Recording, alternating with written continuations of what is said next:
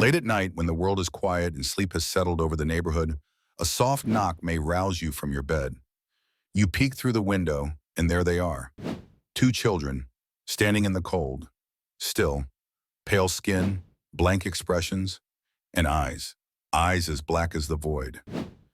They ask to come in, but something in your gut screams no. This is the legend of the black-eyed children. The story that brought this phenomenon into the spotlight dates back to 1996. A journalist named Brian Bethel was sitting in his parked car outside a movie theater in Abilene, Texas. The night was uneventful until two boys approached his driver's side window. They asked him for a ride. At first, nothing seemed wrong, but then Brian looked up and saw their eyes. Not just dark, completely black.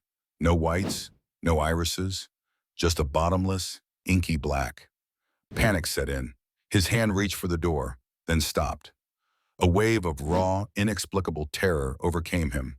He drove off into the night, and the legend was born. Since that night, stories have spread across the globe. While details vary, every report contains disturbing similarities. The children appear between the ages of 6 and 16. Their skin is pale, sometimes grayish. Their voices are flat and emotionless. They dress strangely in outdated, oversized clothing, often inappropriate for the weather. They ask to come inside, to use a phone, to wait for a ride. But no matter the request, the end game is always the same. They need your permission. And those eyes, always those black, soulless eyes. Witnesses almost universally describe an overwhelming sense of dread, as if their bodies knew something their minds couldn't explain. In one infamous story, a woman living in Vermont answered the door during a snowstorm. Two children stood on her porch. They were polite and calm.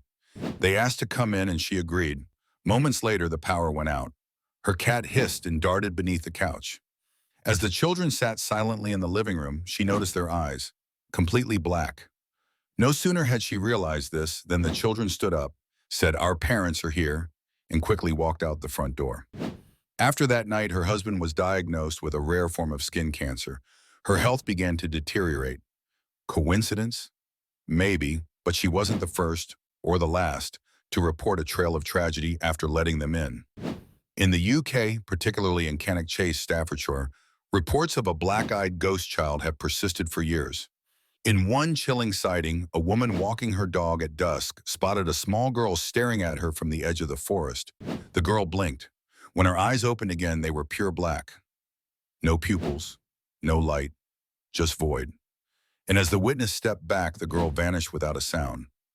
Other reports describe figures moving through the trees, whispering, watching, always just far enough away to leave question and nightmares. What exactly are the black-eyed children? Theories abound. Some believe they're vampiric in nature, needing permission to enter. Others suggest they're extraterrestrials in disguise, failing to mimic human appearance. Still others propose they are interdimensional beings or demons, using a childlike form to bypass our defenses. Some call them tulpas, entities born from collective belief. The more we talk about them, the more real they become. Throughout history, nearly every culture has feared something similar. Spirits that wear the guise of children but aren't. In Slavic mythology, they're called changeling spirits.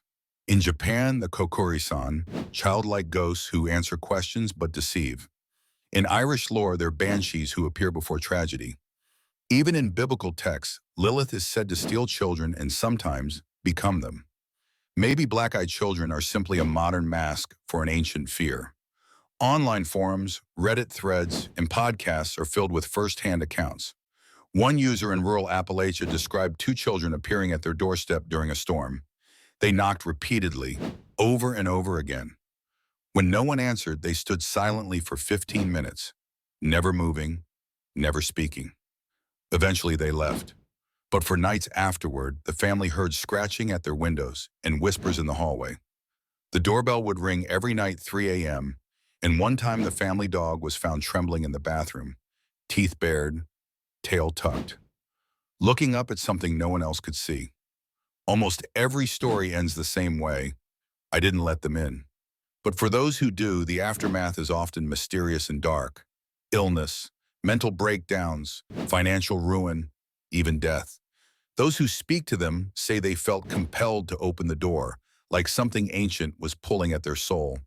Whether it's mass hysteria, supernatural phenomena, or something far worse, one truth remains.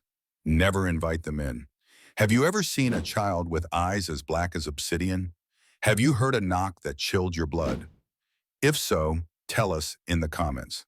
Subscribe to Lore, Lies, and Truth and turn on notifications for weekly journeys into the strange, the haunted, and the forbidden. We'll be waiting, but we won't be knocking.